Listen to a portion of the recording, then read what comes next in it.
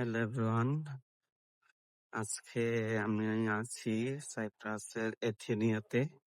আসলাম আমার bank account খোলার জন্য। এখন কথা হলো, সাইপ্রাসে আসার পর এখানে অনেক বাতাস, হয়তোবা সাউন্ড একটু ঝামেলা করতে পারে। কথা হলো যে আপনারা সাইপ্রাসে আসার পর ব্যাংক অ্যাকাউন্ট খুলতে হলে কি কি লাগবে, কি করতে হবে, এগুলা। এখন আমি আসছি নভেম্বরে। মানে আসার পর আমার হোম এগ্রিমেন্ট লাগছে। মানে হোম এগ্রিমেন্টটা কালেক্ট করতে আমার একটু লেট হয়ে গেছে। বিভিন্ন ঝামেলা ছিল, যার কারণে আমি হোম এগ্রিমেন্ট একটু কালেক্ট করতে লেট হওয়ার কারণে আমার ব্যাংক অ্যাকাউন্টও লেট ওপেন করা হয়েছে।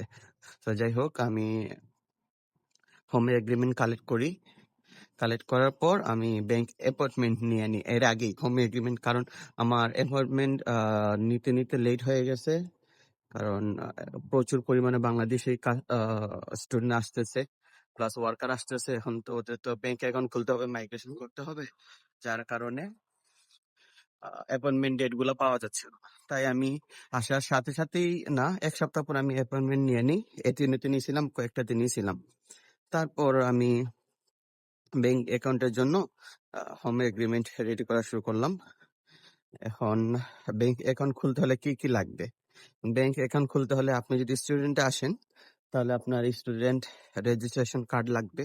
কার্ড বলতে কি, রেজিস্ট্রেশন পেপারটা লাগবে। আপনি যখন কলেজে যাবেন, তখন আপনার টিউশন ফি যদি ফুল পে না করে থাকেন, তাহলে এক্সট্রা যে ফিটা আছে ওইটা দিয়ে আপনার রেজিস্ট্রেশন কমপ্লিট করতে হবে। রেজিস্ট্রেশন কমপ্লিট করার পরে আপনাকে 1 দিন বা 2 দিন বা 3 দিন পরে আপনাকে কিছু ডকুমেন্টস দিবে ওরা।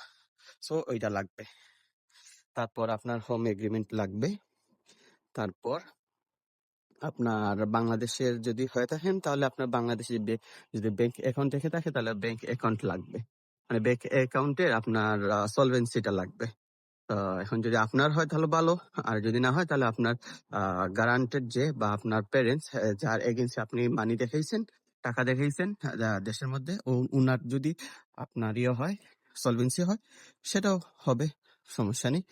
আর এটাই মোটামুটি, এগুলোই লাগে, আর বেশি লাগে না। এখন আপনি আসার পর যত দ্রুত সম্ভব আপনি আপনার ব্যাংক অ্যাপয়েন্টমেন্টটা নিয়ে নেবেন, কারণ যত দিন যাচ্ছে স্টুডেন্ট আসতেছে, ওয়ার্কার আসতেছে, যার কারণে ব্যাংক ডেট গুলা নেওয়াটা কষ্ট হয়ে যাচ্ছে।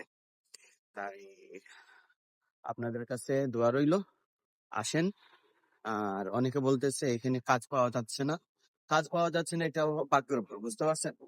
মানে আপনি যদি কাজ খুঁজেন পাবেন, আর যদি আপনার ভাগ্যবতী থাকে। আমি আসছি নভেম্বরে, এখন আমি কাজ করতেছি না, বুঝছেন? যদিও আমি স্টুডেন্ট আসছি, কারণ এখন আমরা বাংলাদেশি, তো আমাদের এই স্টুডেন্ট আসার কারণ কি সবাই তো বুঝতে পারতেছি না, টাকা দরকার। সো আসার পর আমি কাজ করছি বলতে মোটামুটি করছি, বাট একজন প্রপারলি যেভাবে কাজ করা লাগে সেভাবে কাজ পাই নাই। যাই হোক, এটা কপালের উপর। আবার আমার অনেক পরে আসে অনেকে পার্মানেন্ট জব পেয়ে গেছে। সো দোয়া রইল সবার জন্য।